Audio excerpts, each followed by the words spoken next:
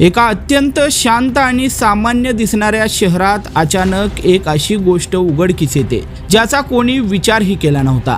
केवळ 12 ते 13 हजार रुपये महिना पगार असलेल्या 3 महिलांच्या बँक खात्यामध्ये जेव्हा अचानक लाखो रुपयांची उलाढाल दिसू लागते तेव्हा तपास अधिकाऱ्यांचेही डोळे चक्रावतात। या महिला शिक्षक कोणत्या तरी मोठ्या गैरव्यवहारात अडकले आहेत की यामागे काही भयंकर गूढ दडलंय याचा प्रश्न निर्माण झालेला होता।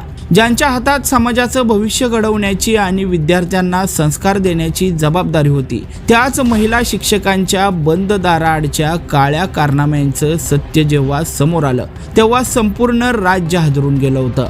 पोलिसांच्या एका विशेष पथकाने जेव्हा गुप्त माहितीच्या आधारे धाड टाकली तेव्हा एका अत्यंत हाय प्रोफाईल आणि आंतरराष्ट्रीय धागेदोरे असलेल्या रॅकेटचा पर्दाफाश झाला।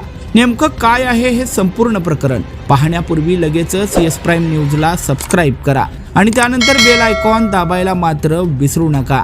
केरळच्या कोझिकोड जिल्ह्यातील वडाकरा येथे उघडकीस आलेल्या या धक्कादायक प्रकरणात समग्र शिक्षा केरळ अंतर्गत काम करणाऱ्या 3 महिला शिक्षिकांना MDMA या प्राणघातक सिंथेटिक ड्रगच्या तस्करीत थेट सहभागी असल्याच्या आरोपाखाली सध्या अटक करण्यात आलेली आहे। केसी कीर्तना, के काव्या आणि VP निष्मा अशी या आरोपी शिक्षकांची नावे आहेत। त्यांच्या या कृत्यामुळे पवित्र अशा शिक्षकी पेशाला मोठा काळीमा फासला गेलाय। गृह खात्याच्या ऑपरेशन तुफान अंतर्गत district anti narcotics special action फोर्सनं ही कारवाई केलेली आहे। या प्रकरणाची सुरुवात 26 जून रोजी झाली जेव्हा सफवान नावाच्या मुख्य आरोपीला MDMA सह पकडण्यात आलेलं होतं। सफवानच्या चौकशीतून मिळालेले QR कोड आणि संशयास्पद बँक खाती याचा पाठलाग करत पोलीस या 3 महिला शिक्षकांपर्यंत पोहोचले होते।